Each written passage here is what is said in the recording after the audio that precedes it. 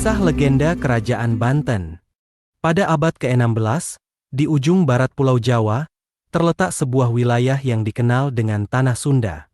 Di wilayah ini, tepatnya di Provinsi Banten, berdirilah sebuah kerajaan yang kemudian dikenal dengan nama Kerajaan Banten. Kerajaan ini didirikan oleh seorang tokoh yang sangat dihormati, yaitu Syarif Hidayatullah atau yang lebih dikenal dengan Sunan Gunung Jati. Sunan Gunung Jati adalah seorang ulama besar dan tokoh penyebar agama Islam di Tanah Jawa.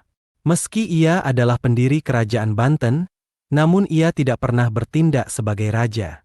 Ia lebih memilih untuk berdakwah dan menyebarkan ajaran Islam di Tanah Jawa. Raja pertama Kesultanan Banten adalah Sultan Maulana Hasanuddin, yang berkuasa antara 1552–1570 m.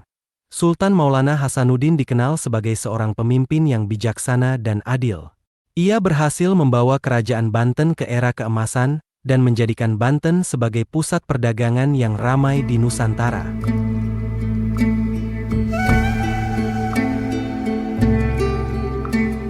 Nama Banten sendiri memiliki beberapa asal-usul dan cerita di balik penamaannya.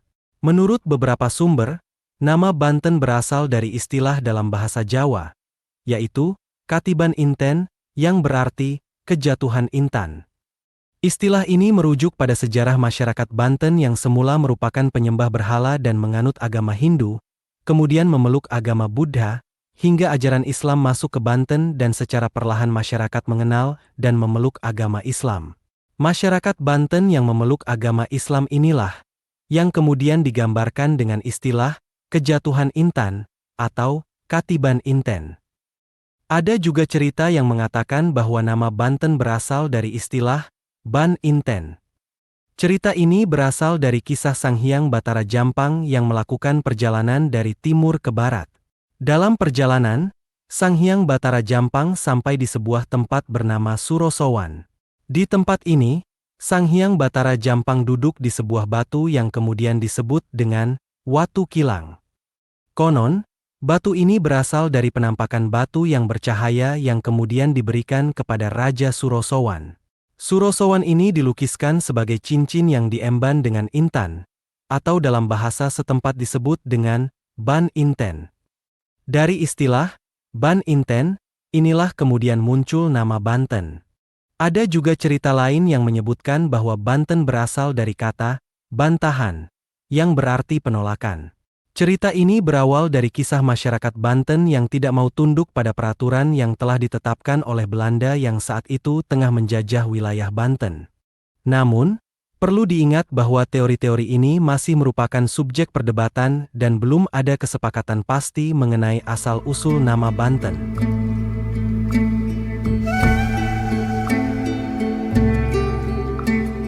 Masa kejayaan Kerajaan Banten mencapai puncaknya di bawah kepemimpinan Sultan Ageng Tirtayasa, yang berkuasa dari tahun 1651 hingga 1683.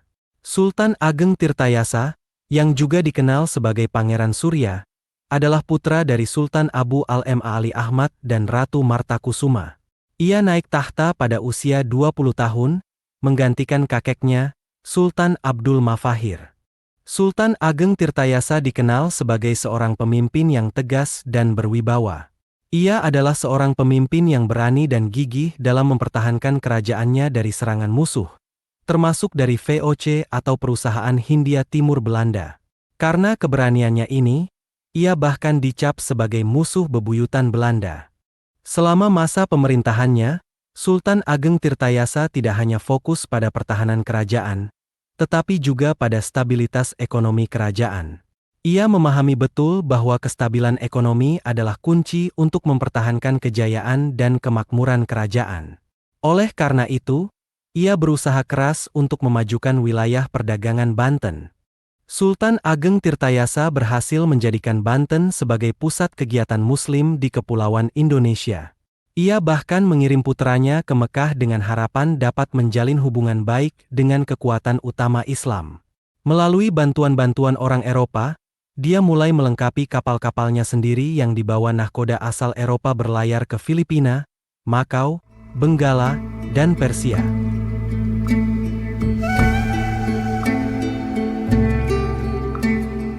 Meski demikian, kejayaan ini tidak berlangsung lama. Setelah masa pemerintahan Sultan Ageng Tirtayasa, kerajaan Banten mengalami kemunduran. Pada akhir abad ke-16, Belanda datang ke Nusantara dan mulai melakukan ekspansi kolonial mereka.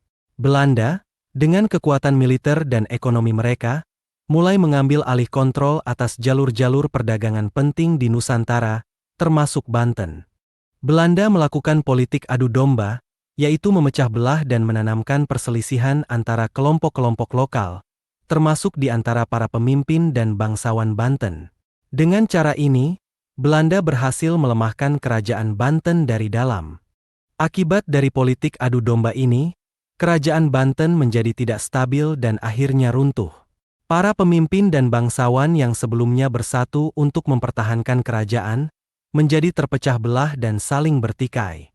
Ini memudahkan Belanda untuk mengambil alih kontrol atas Banten dan menjadikannya bagian dari koloni mereka. Meski kerajaan Banten telah runtuh, namun kisah dan legenda tentang kejayaan dan kejatuhan kerajaan ini tetap abadi dan dikenang oleh masyarakat hingga saat ini. Kisah ini menjadi pelajaran berharga tentang pentingnya persatuan dan kerjasama dalam menghadapi ancaman dari luar. Demikianlah kisah ini diceritakan, segala kebenaran detailnya kita kembalikan kepada Allah, Tuhan Sang Pemilik kisah kehidupan.